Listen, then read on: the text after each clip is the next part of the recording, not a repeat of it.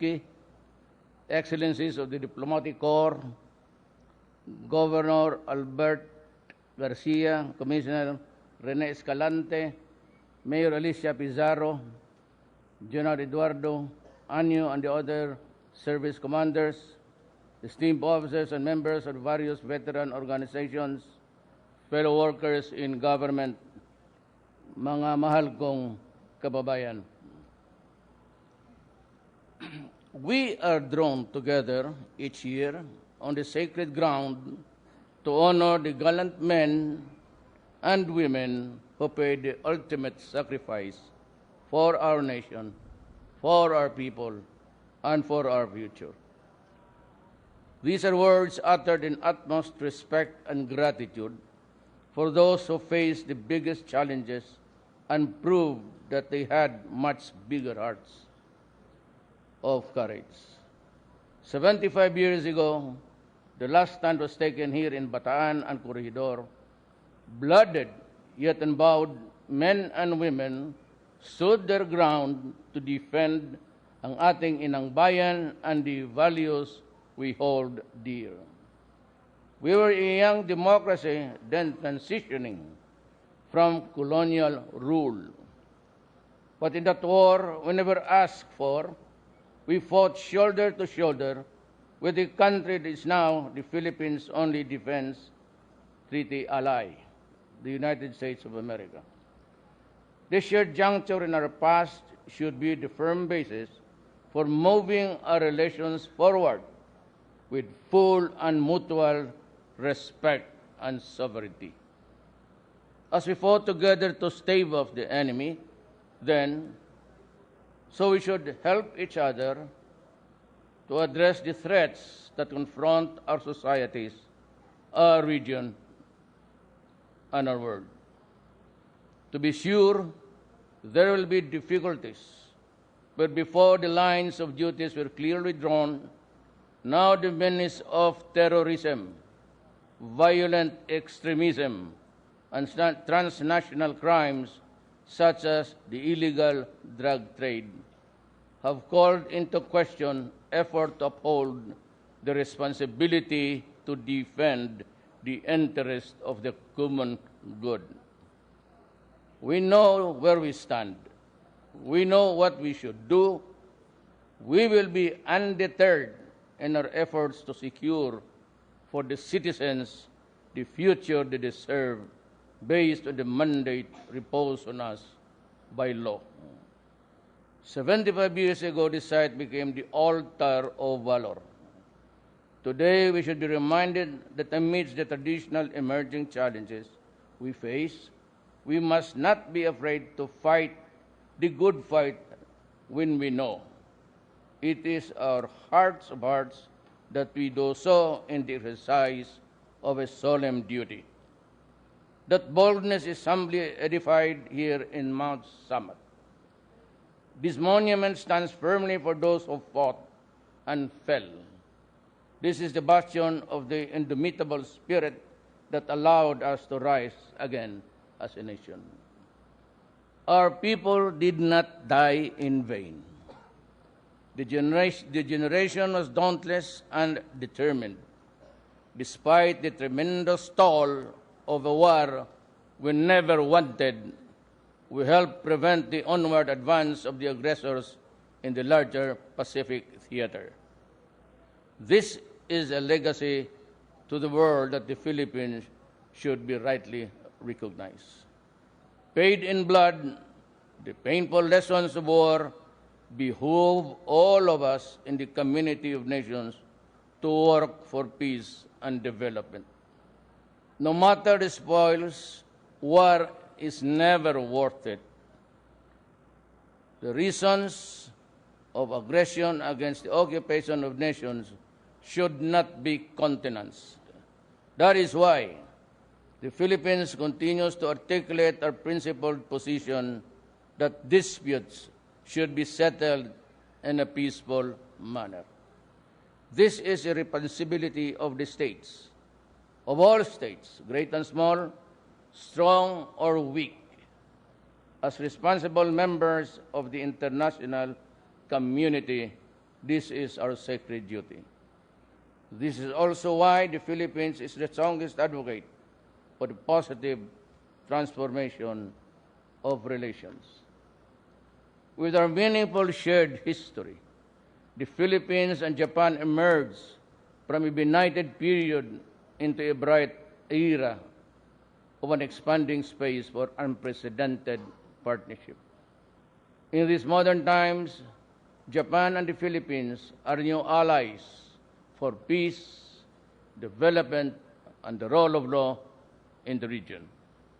As chair of the ASEAN on this 50th anniversary of the association's establishment, the Philippines resolved to do its part in regional community building. We will work hard to achieve greater peace, progress, and prosperity. We will work with the interest and well-being of ASEAN's peoples at the very core. We owe nothing less than this solemn pledge for all those who sacrifice the most for our country's freedom. Our veterans went through one of the darkest chapters in the world history for the benefit of our generation and the generation after us. We must never forget that they endured a war for the sake of the future. We must remember we are the future that they fought for.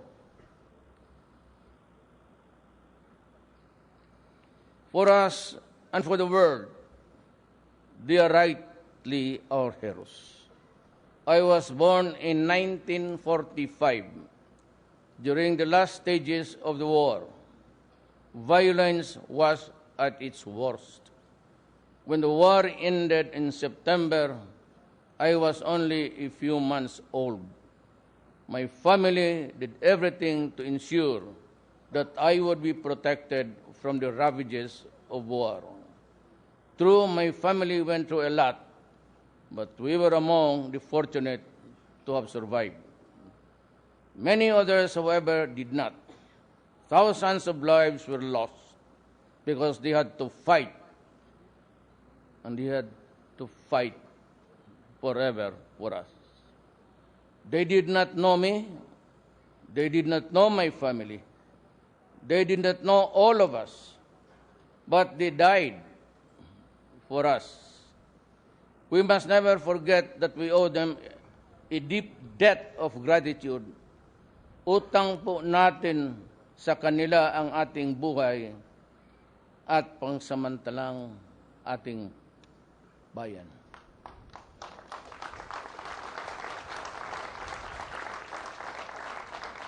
Let us take this moment to honor our veterans, the ones who passed away, and the ones who are with us today.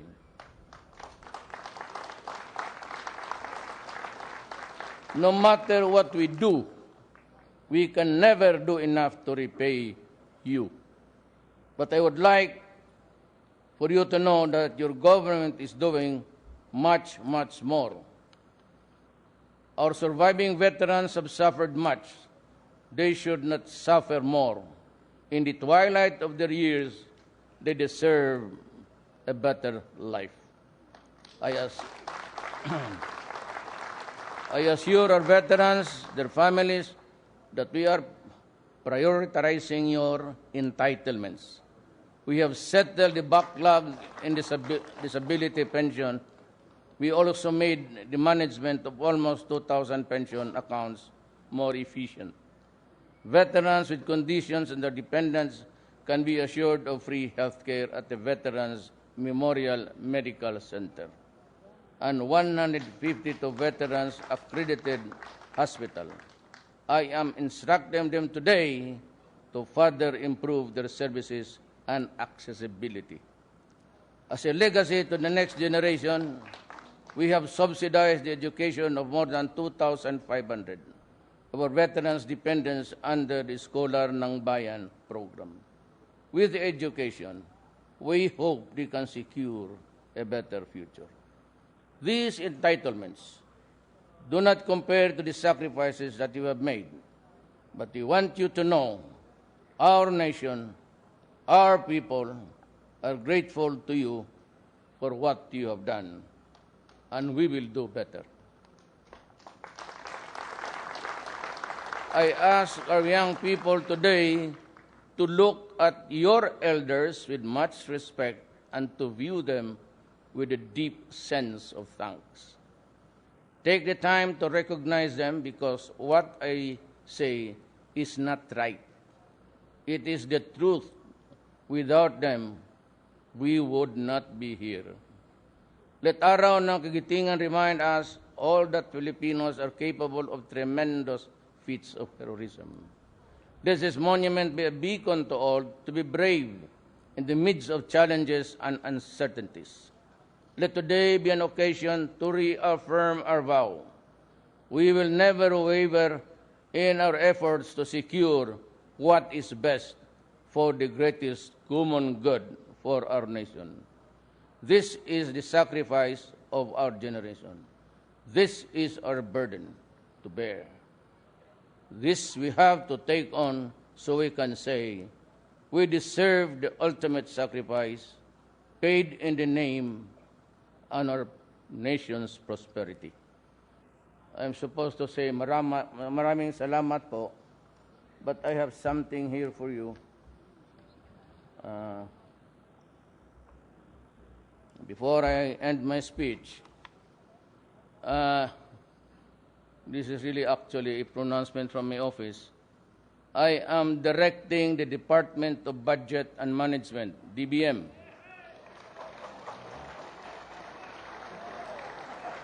Hula na ninyo, ha? Inom muna akong tubig.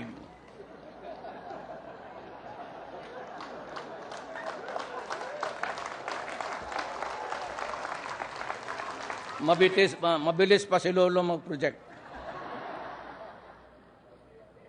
I'd like to repeat it. I am directing the Department of Budget and Management, DBM, and the Department of National Defense to expedite the early release of the AAP's retirees' pension credentials for fiscal years 2008 to 2013 in the amount of 6,421,000,000. Mabuhay ang veterano! Mabuhay ang Pilipinas! Saludo ako sa inyo, sir. Sana may gira rin para mahiro kami.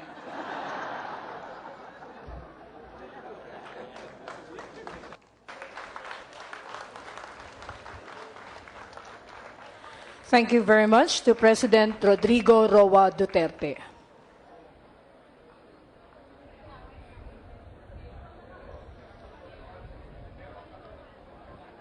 To all our guests, please be seated.